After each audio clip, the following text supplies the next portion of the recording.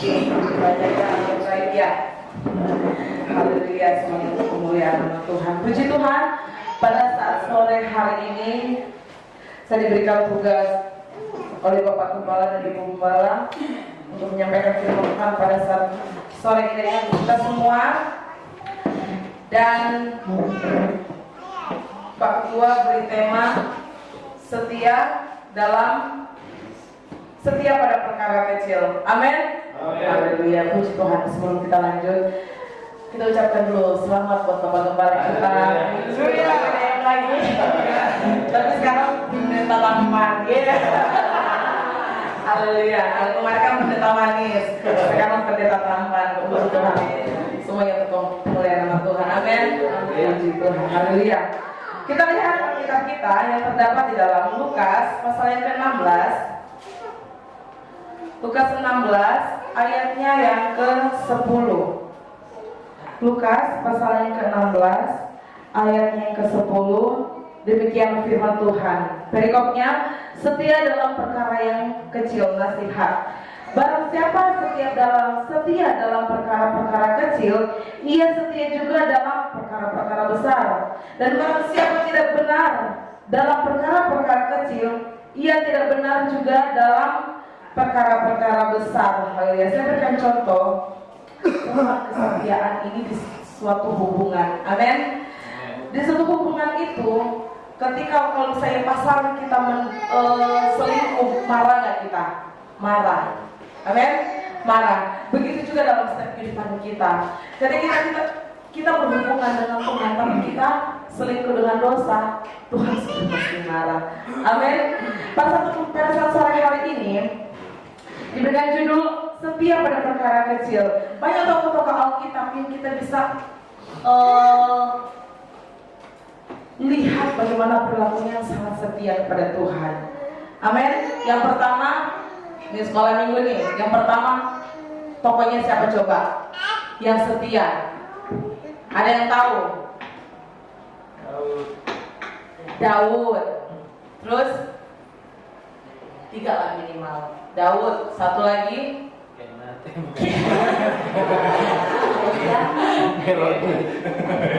Siapa yang masuk di rumah Abraham?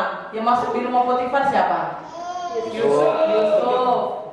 Banyak ya. Banyak yang kita bisa lihat contoh di tokoh-tokoh Alkitab bagaimana orang-orang ini adalah orang yang setia. Amin. Contoh yang pertama adalah Yusuf. Kita buka Kejadian pasal yang ke-39. Kita melihat bagaimana Yusuf ini sangat luar biasa. Dia sungguh-sungguh sangat luar biasa dia setia dari perkara yang sangat kecil. Yusuf, Kejadian pasal yang ke-39.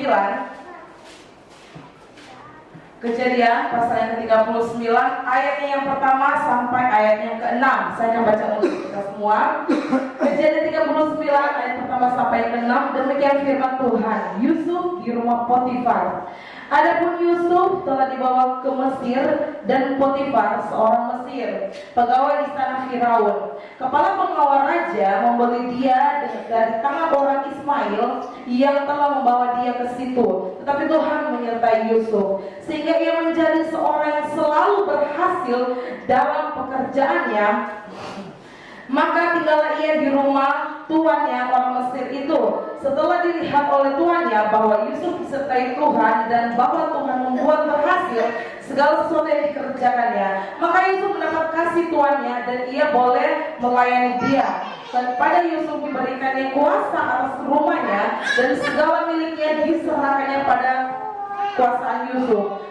Sejak ia memberikan kuasa dalam rumahnya dan atas segala miliknya kepada Yusuf, Tuhan memberkati rumah orang Mesir itu karena Yusuf, sehingga berkat Tuhan ada atas segala miliknya, baik yang di rumah maupun yang di ladang. Segala miliknya diserahkannya pada kekuasaan Yusuf, dan dengan bantuan Yusuf ia tidak usah lagi mengatur apapun selain dari makanannya sendiri. Adapun Yusuf itu manis sikapnya dan elok parasnya. Ternyata kesetiaan itu, lihat apa yang dilakukan Yusuf, selalu dibuat berhasil oleh Tuhan. Ketika kita setia pada Tuhan, kita selalu dibuat berhasil. Amin. Haleluya. Kita melihat bagaimana perjalanan daripada seorang Yusuf. Dia adalah anak paling bontot. Enggak ini. anak mana yang bilangnya bontot atau iya, atas Benyamin, atas bontot ya, gitulah. Dia adalah anak muda yang sangat luar biasa. Pertama, dia tidak dianggap di keluarganya. Karena ketika dia menyampaikan apa yang dia mimpi, orang-orang kakak-kakaknya iri. Ih, kok bisa? Emang lu mau maksudnya apa gitu mimpinya? Tetapi kita melihat daripada Yusuf ini, dia tidak dianggap. Akhirnya endingnya dia jadi apa? Penguasa Mesir. Nah, hal yang pertama kenapa kita harus setia agar supaya apa? Kunci keberhasilan kita ada di kesetiaan kita kepada Tuhan. Amin. Haleluya. Kalau misalnya kita tetap setia dalam melayani pekerjaan Tuhan, dalam perkara apapun yang Tuhan percayakan dalam setiap kehidupan kita, yang kita percaya perkara-perkara besar Tuhan juga Tuhan akan percayakan dalam setiap kehidupan kita. Amin. Kesaksian sedikit dulu, waktu saya sebelum sekolah kita, saya punya teman, dia anak gembala juga. Kalau saya lihat dia itu kalau misalnya dalam memimpin pujian itu sangat luar biasa. Jadi saya dalam waktu itu, dalam hati kecil saya, kok saya nggak bisa begini. Berdoa saja saya nggak bisa. Dulu berdoa saja saya nggak bisa. Terus sehingga apapun yang saya lakukan, sepertinya orang-orang itu tidak menganggap saya gitu. Karena saya tidak melakukan apa-apa, tidak bisa melakukan apa-apa. Tapi ketika kita punya tekad dalam melayani pekerjaan Tuhan, kita percaya Tuhan melihat semua itu. Amin. Tuhan semuanya memperhitungkan. Kalau misalnya kita menganggap, walaupun dunia ini tidak menganggap kita, ya kita percaya Tuhan memperhitungkan segala sesuatunya. Jadi kita mau setia dalam Tuhan. Contoh yang kedua adalah Daud. Daud, anak saya itu. Daud, dia adalah anak muda yang dulunya juga sama seperti Yusuf, tidak dianggap oleh keluarganya. Kita melihat bagaimana pada waktu itu Samuel datang di rumah Isai untuk mau mencari, untuk mau merapi. Ketika Isai memanggil anak-anaknya, apa yang Samuel bilang? Kita buka kitabnya ya, ayatnya ini. 1 Samuel pasal yang ke-16. 1 Samuel pasal yang ke-16, ayatnya yang ke-11. 1 Samuel pasal yang ke-16, ayat yang ke-11 sampai ayatnya yang ke-16. Saya akan bacakan untuk kita semua. Lalu Samuel berkata kepada Isai, "Inikah anakmu semuanya?" Jawabnya, "Masih tinggal yang bungsu, tetapi sedang mengembalakan kambing domba." Kata Samuel kepada Isai, "Suruhlah memanggil dia, sebab kita tidak akan duduk makan sebelum ia datang kemari." Kemudian disuruhnya menjemput dia. Ia kemerah-merahan, matanya indah dan parasnya elok. Lalu Tuhan berfirman, "Bangkitlah, urapilah dia, sebab inilah dia." Samuel mengambil tabung tanduk yang berisi minyak itu dan mengurapi Daud di tengah-tengah saudara-saudaranya. Sejak hari itu dan seterusnya berkuasalah roh Tuhan atas Daud. Lalu berangkatlah Samuel menuju Rama. Kita melihat kalau misalnya kita lihat baca dari ayat yang pertama sampai ayatnya yang ke-7. Di situ Daud sangat diremehkan. Tetapi ayat 7 katakan, "Tetapi berfirmanlah Tuhan kepada Samuel, janganlah pandang parasnya atau perawakan yang tinggi, sebab Daud orang yang pendek." Jangan tersinggung orang pendek ya. Janganlah pandang parasnya atau perawakan yang tinggi, sebab aku telah menolaknya. Bukan yang dilihat manusia, yang dilihat Allah. Manusia melihat apa yang di depan mata, tapi Tuhan melihat hati. Mungkin kita melihat orang itu sangat bagus, orang itu sangat kalau ngomong itu jago ngomong, sehingga orang kita itu sangat, dia bagus nih begini. Tapi yang terpenting di sini adalah ternyata bukan kelihatan dari kita sebagai manusia, tetapi kehendak Tuhan. Karena Tuhan semuanya melihat dari hati seseorang. Mungkin orang itu sangat bagus, tapi kalau misalnya hatinya sangat bersungut-sungut dalam melayani pekerjaan Tuhan, sungut-sungut dalam melakukan perkara-perkara yang Tuhan kerjakan, mungkin Tuhan mempercayakan perkara kecil saja, dia tidak bisa.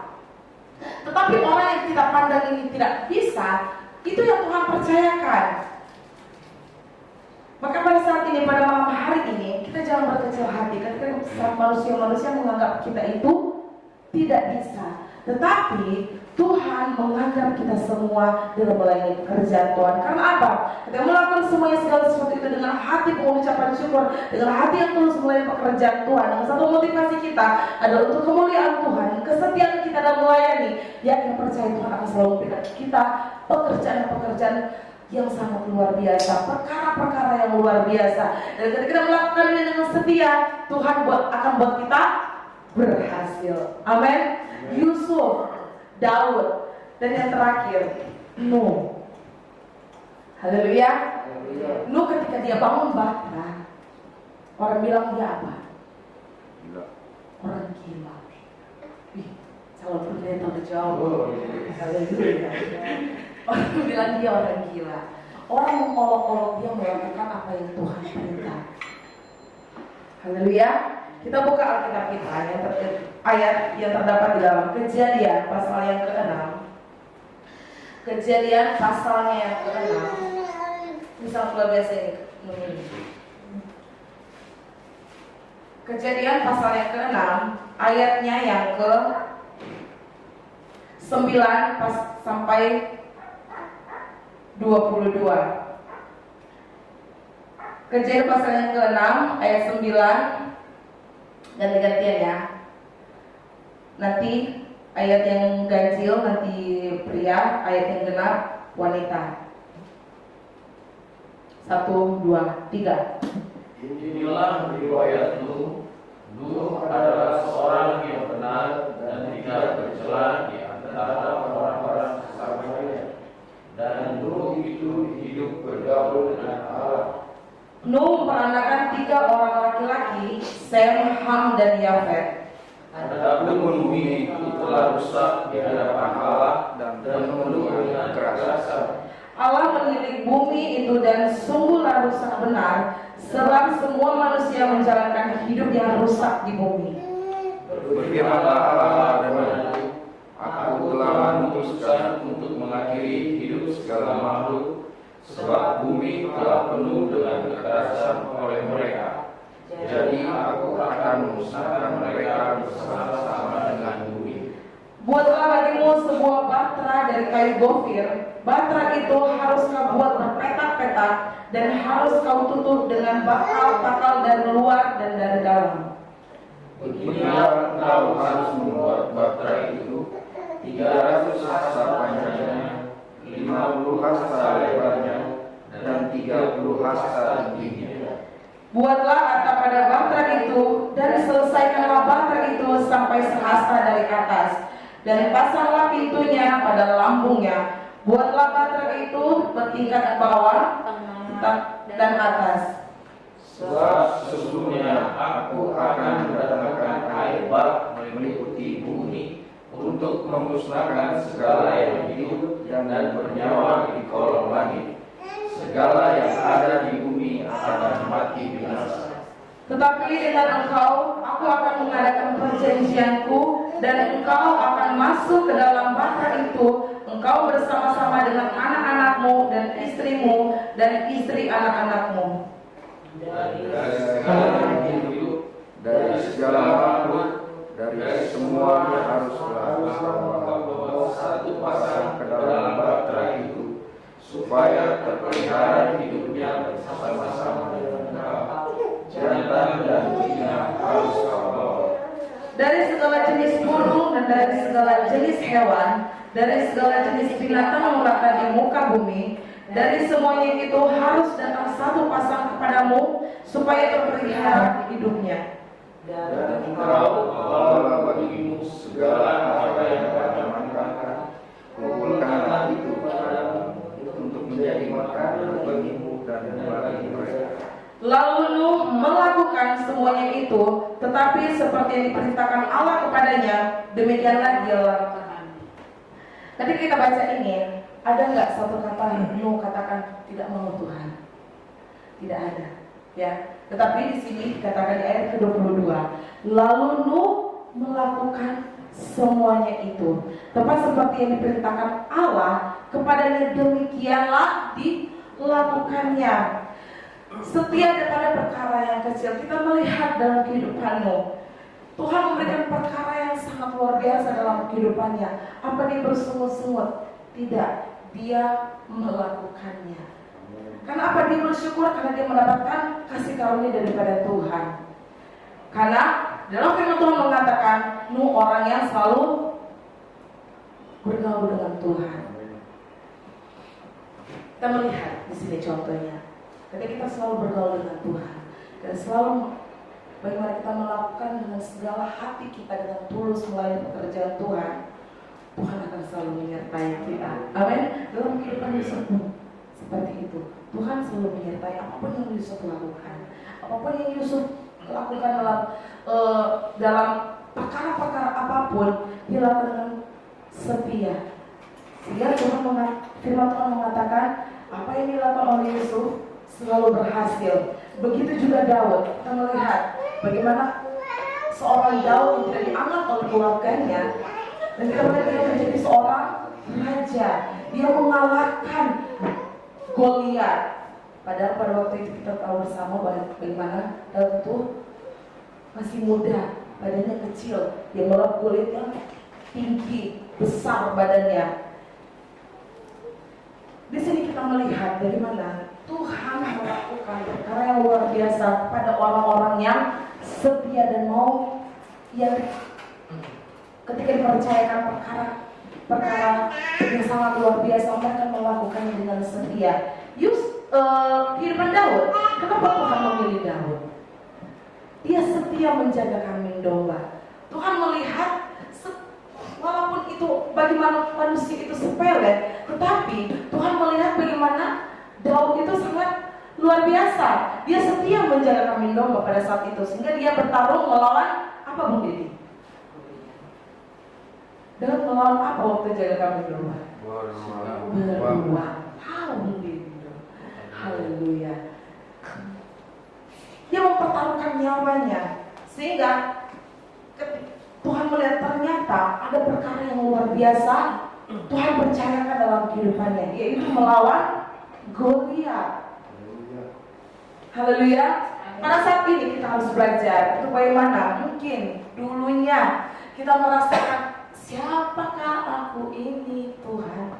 Tapi ingin percaya kita melayani Tuhan dengan tulus, dengan setia, apapun yang Tuhan percayakan dalam kehidupan kita, Tuhan selalu akan membuat kita berhasil. Amin. Tuhan akan selalu membuat kita, apapun yang kita lakukan selalu berhasil di hadapan Tuhan. Walaupun di depan manusia itu kita masih apalah kau itu, tidak akan berhasil kamu. Tetapi Tuhan selalu melihat ketika kita melayani pekerjaan Tuhan dengan hati, melayani pekerjaan dengan hati yang tulus, Tuhan selalu memperhitungkan semuanya itu. Contoh suami saya sendiri, dulu tidak dianggap orang hanya menganggap dia apa coba, tukang kue. Sampai saya kadang-kadang waktu itu saya juga sakit hati pada orang itu. Tetapi sampai saya hamil Daud, dia bilang, aduh, kasihlah orang anak itu karena untuk masa depan anak ini. Karena mereka menganggap suami saya itu tidak bisa melakukan apa-apa. Tapi puji Tuhan, ketika kami melayani Tuhan terus, tidak ada melihat Tuhan. Tuhan seperti firman Tuhan tadi katakan, Tuhan melihat hati. Amin. Tuhan melihat hati, apa yang kita lakukan dengan setia, Tuhan akan selalu buat kita berhasil. Amin. Haleluya. Biarlah firman Tuhan pada saat sore hari ini bisa memotivasi kita bagaimana banyak hal besar dimulai dari perkara yang kecil. Amin. Jagalah kesetiaan kita dari hal yang kecil, karena yang tidak percaya Tuhan akan memperhitungkan semua. Saat ini Tuhan juga telah memperhitungkan kita perkara yang besar. Amin. Seperti apa yang sebelum-sebelumnya memotivasi dalam kehidupan kita, agar supaya walaupun kita setiap tim yang ada pasti ada saling gesek, tetapi gesekan itu membuat kita semakin coba kata bapak-bapak hangat. Amin. Bukan semakin saya nggak mau melayani lagi, bukan semakin kita mundur, tapi gesekan itu semakin kita maju dalam melayani pekerjaan Tuhan. Amin. Pekerjaan Tuhan yang telah bersama dalam kehidupan kita tanggal 24 itu sangat luar biasa.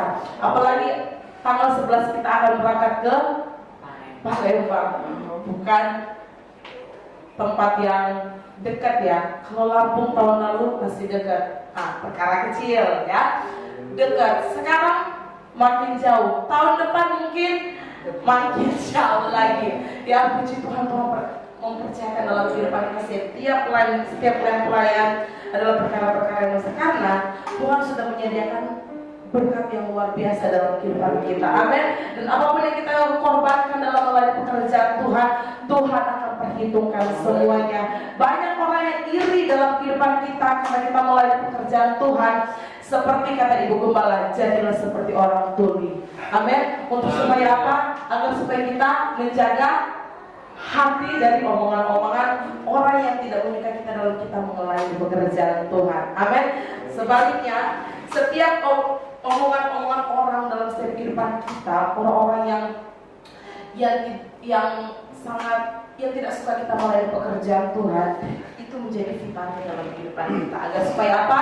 Kita semakin kuat dalam melayani pekerjaan Tuhan, dan percayalah, ketika kita setia dalam perkara yang kecil, Tuhan menjadikan perkara yang besar, dan kehidupan kita akan dibuat berhasil oleh Tuhan. Amin. Puji Tuhan. Selanjutnya saya serahkan